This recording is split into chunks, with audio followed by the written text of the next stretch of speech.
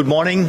We will have a very important discussion this morning about how we can keep up the pressure on Russia to end its illegal, brutal war in Ukraine with all the different tracks that are there, sanctions, delivery of weapons, humanitarian aid, economic support for Ukraine, also fighting impunity over Russian war crimes in Ukraine, prosecution of Russian atrocities there. And of course, which is an important new point, is also the discussion how to limit Russian tourists in Europe. And Denmark is very clear on this. We want to see if we can find a common line so we can restrict Russian tourists in Europe, tourist visas. Because what we see now is everything but normal. It's very strange and very unheard of in Europe that we see Russia attacking a sovereign country like Ukraine, starting a war with the brutality that we know, that we haven't seen since Second World War. It has to have consequences on all fronts, including for Russia as such. Therefore, we want to limit visas for Russian tourists, send a clear signal to Putin, to Russia. What he's doing in Ukraine is totally unacceptable.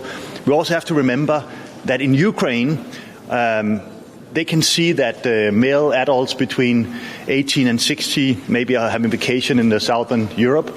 At the same time, if you're a male adult between 18 and 16 in Ukraine, you're not even allowed to leave the country. You have to stay and fight the invaders. So I think it's very important that we have a clear signal on this as well. So I look forward to the discussion. I am very encouraged by the agreement and unanimity we have had in EU and wider on how we should confront Russia, and that we will continue also in the months to come.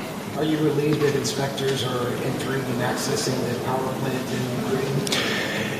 Yes, that's another, clear, irresponsible act of Russia to use a nuclear power plant facility or site as a way to attack Ukraine, but also as a way to station troops that is doing the illegal invasion in Ukraine. So yes, I think it's good.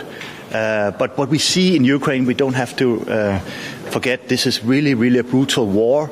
And it's getting more and more brutal every day that goes from the Russian side. And we should therefore also, of course, increase our support to Ukraine. That is a clear Danish position. We want to do whatever we can with the tools we have in our hands, including also on tourist visas. In your view, is this Putin's war or the war of Russia against Ukraine? It's Putin's war and Russia's war. It's of course, first and foremost, Putin. That's one man that decided the war. Probably one man can decide to end the war if he wants to. But the war consequences has to be felt by everybody, in my opinion, because this is everything but normal what we see in Europe. We cannot have normality continue. We cannot have tourists from Russia coming to Europe while other Russian troops are killing innocent Ukrainians. It doesn't make any sense. So we have to be very clear here. It has to have consequences, and hopefully that will be the beginning of the end of that thinking that Putin and his regime is standing for, imperialistic, violent, illegal thinking where you believe you can redo borders in Europe by the use of force. We have to stop that and use every means to do it. Thank you.